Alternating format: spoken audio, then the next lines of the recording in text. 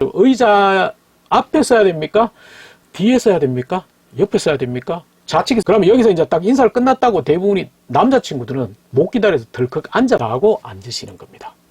근데 이제 여기서도 이제 앉는데 문제는 의자를 깊이 앉으면 안 된다고 여러분이 교육을 많이 배우는 경우가 많습니다. 실제 제가 수원에서 공공기관의 면접관을 갔는데, 그날 눈이 왔습니다. 겨울이고. 근데 이제 청송에서 여자친구가 새벽에 일어나가지고 9시까지 옵니다. 근데 문제는 9시 1분 준비를 하시면 되겠죠. 그래서 근데 가끔씩 거기서 게임하는 친구도 있더라고요.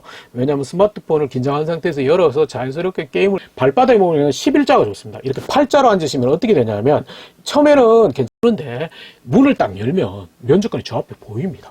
근데 그때는 어떻게 하라고. 안녕하십니까, 인사팀 직설의 윤호상 소장입니다. 면접 시즌이 다가오고 있습니다. 이번에는 면접에 대해서 한번 얘기를 하려고 합니다. 그래서 아주 기초적인 것부터 한번 얘기하자고요. 그래서 면접에서는 기본의 티켓이 큰 의미는 없습니다. 근데 이제 당황스러워하는 점이 많아가지고 면접 연락을 받은 이후부터 면접장에 들어가는 것까지의 전체적인 프로세스를 한번 얘기를 하려고 합니다. 일단은 면접 자체는 이제는 어떻게 되어 있냐면 사전에 면접 날짜랑 그 다음에 시간이 지정되죠. 그래서 요즘에는 뭐 1시에 오세요, 3시에 오세요 이렇게 돼 있죠. 저희 때는 뭐 아침에 가서 저는 9시에 가가지고 오후 4시에 면접을 봤는데 이제는 그거는 에티켓이 아니라고 생각하기 때문에 미리 공지를 합니다. 그래서 그 정해진 시간은 절대적으로 준수하셔야 됩니다. 물론 이제 사기업은 좀 늦더라도 면접에 볼 기회를 주시기는 하는 경우가 있는데 그래도 큰 의미가 없다는 거. 사기업은 면접에 그걸 준다고 하더라도 면접관 자체가 여러분이 지각했다는 것을 알고 있기 때문에 그러면 긍정적으로 그걸 좀 뒤집기는 힘든 부분이 있습니다만은 두 번째는 공공기관 같은 경우는 공정성이 굉장히 중요하다는 건 여러분이 이제 다 아시잖아요. 그래서 엄밀히 와서 면접에 도착할 시간, 정해진 시간에 오지 못한다면 면접 자체를 박탈하는 경우가 많습니다. 실제 제가 수원에서 공공기관의 면접관을 갔는데, 그날 눈이 왔습니다. 겨울이고. 근데 이제 청송에서 여자친구가 새벽에 일어나가지고 9시까지 옵니다. 근데 문제는 9시 1분에 도착을 했다는 거. 그래서, 죄송하지만 집에 돌려보냈습니다. 왜? 공정성이 굉장히 중요한 키워드이기 때문에 절대적으로 안 됩니다. 물론 대구에서도 뭐 면접관을 갔을 때 대구에 폭설이 내렸어요. 그래서 엄밀히 말해서 대중교통이 아무것도 안 다녔습니다.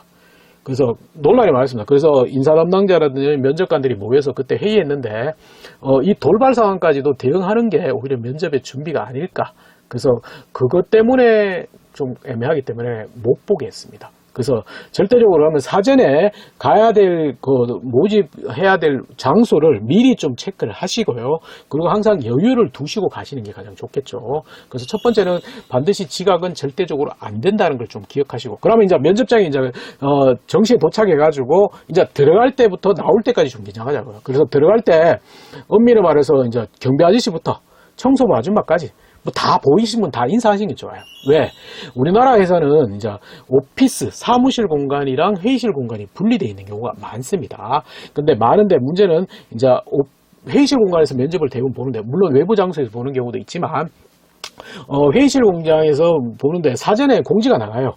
면접 언제부터 내일 몇 시부터 몇 시까지 면접을 봅니다 라고 공지가 나가요. 그건 공지 나가는 이유는 면접과 연관되지 않은 사람은 오지 말라는 겁니다. 그래서 그런 공지가 나가기 때문에. 근데 이제 문제는 그 주변에 다니는 사람을 보면 임원들은 여러분이 구분이 됩니다.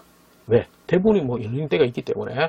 근데 이제 실무 면접관들, 실무팀장이나 과차장들은 잘 안 보이는 게 구분이 안 될 수도 있습니다. 그래서 만약에 그냥 지나갔는데 그냥 쌩 까고 지나갔다, 나중에 면접관으로 올 수도 있기 때문에 그거는, 그래서 들어갈 때부터 나올 때까지 보이는 분 다 인사하는 게 좋습니다.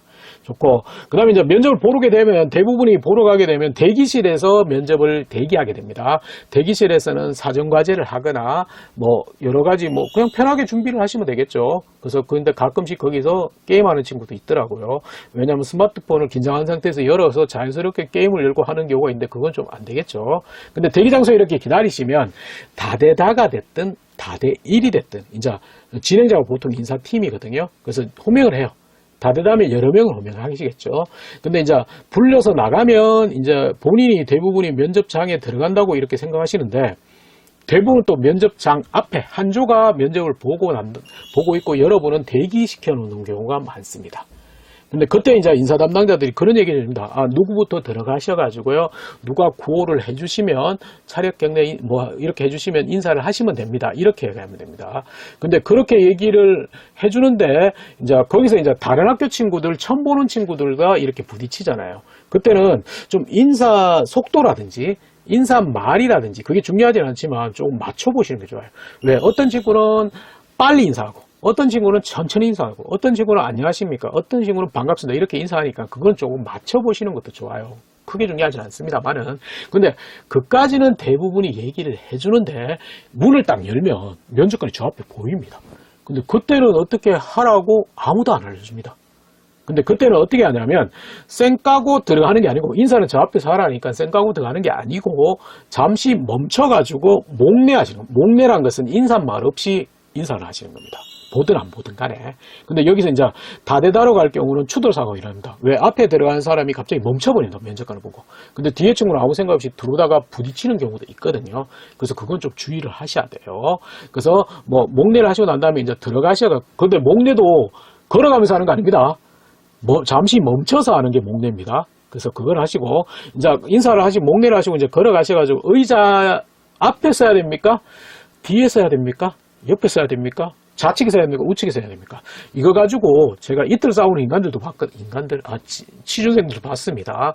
뭐 좌의정, 우의정 이런 얘기도 나오더라고요. 근데 원칙은 없습니다. 원칙은 없고 공간 보면 앞에 쓰든 옆에 쓰든 각자 또 다르게 써도 관계는 없습니다. 관계는 없기 때문에 그게 중요한 건 아닙니다. 근데 거기다 이제 딱 서면 누가 구호를 하시겠죠. 그러면 인사를 하시는데 인사는 원래는 안녕하십니까 이렇잖아요. 근데 이거는 뭐 중요하진 않지만 인사말과 인사는 분리입니다. 먼저 안녕하십니까 하고 난 다음에 인사를 하는 게 매너입니다. 인사말이랑 인사는 분리하는 게 맞습니다. 그래서 인사말을 먼저 하고 인사를 하십니다. 그러면 여기서 이제 딱 인사를 끝났다고 대부분이 남자친구들은 못 기다려서 덜컥 앉아버립니다. 앉으시면 안 됩니다. 자기 끝났다고 성질 급해서 앉는 게 아니고 기다리시면 면접관이 앉으세요 라고 하면 감사합니다 하고 앉으시는 겁니다. 근데 이제 여기서도 이제 앉는데 문제는 의자를 깊이 앉으면 안 된다고 여러분이 교육을 많이 배웠을 겁니다. 근데 안 가보신 분들은 그렇게 하는데 의자를 깊이 앉으셔도 됩니다. 왜? 우리나라는 회의실 공간에서 대부분 면접이 많은데 회의실 공간의 의자는 죄송하지만 바퀴가 달려 있어요. 그래서 여러분이 끝에 걸쳐 앉으시면 어떻게 되냐면 나중에 처음에는 허리 힘으로 이렇게 버티시는데 나중에는 의자랑 여러분이 분리돼서 다치는 경우도 생깁니다. 근데 깊이 앉으셔도 됩니다. 단 이렇게 안 기대시면 되겠죠. 딱 허리를 꼿꼿이 세우고 앉으시면 되잖아요. 그 정도면 됩니다. 그리고 남자친구들 제발 좀 각 잡고 앉지 마세요. 군대처럼 너무 각 잡고 앉으면 면접관이 부담스럽습니다. 그리고 여성분들은 뭐 잘 앉으시니까 저 얘기는 안 하겠고요. 남자분들은 가장 좋은 거는 의자 바퀴가 발이 이렇게 4개 있으면 발바닥은 가급적 다리 앞쪽으로 내시는데 발바닥에 보면 11자가 좋습니다. 이렇게 팔자로 앉으시면 어떻게 되냐면 처음에는 괜찮은데 나중에 점점 시간이 가는수록 여러분이 다리가 벌어집니다. 그래서 11자로 편하게 붙이는 게 아니고 편하게 이렇게 하시고 그러면 자연스럽게 손은 무릎까지 각 잡는 거는 무릎까지 가는 건데 무릎까지 갈 필요 없이 허벅지에 이렇게 가볍게 그렇게 앉으시면 됩니다. 그래서 이렇게 앉으시면 그때부터 면접이 시작되는 겁니다. 아시겠죠? 그래서 면접에 대해서 너무 처음부터 끝까지를 모르시는 것 같아요. 오늘은 아주 기초적인 거 말씀을 드렸습니다. 기초적인 거. 뭐, 그렇다고 이게 굉장히 중요하다. 예전에는 자세나 에티켓을 굉장히 중요시했지만 요즘은 굳이 이걸 그렇게까지 중요하지는 않습니다만은 기본적인 예의라고 보시는 분도 있기 때문에 여기에 대해서 말씀을 드렸습니다. 아시겠죠? 자, 면접 시즌이니까 가장 좋은 거는 여러분의 스펙, 스토리가 가장 좋고요. 여러분의 논리, 여러분의 생각, 여러분의 이야기를 듣고 싶은 겁니다. 정답을 가져가지 마시고요. 아시겠죠? 좋아요. 오늘은 면접 연락받고 면접장에 들어가서 앉는 것까지를 얘기를 했습니다. 또 필요하신 거 있으면 언제든지 말씀해 주십시오. 항상 했듯이 구독, 좋아요는 안 하셔도 됩니다. 여러분한테 도움 되시면 그게 저한테는 굉장히 더 좋은 기쁨입니다. 아시겠죠? 그러면 다음에 또 뵙겠습니다. 자, 다음에 봬요.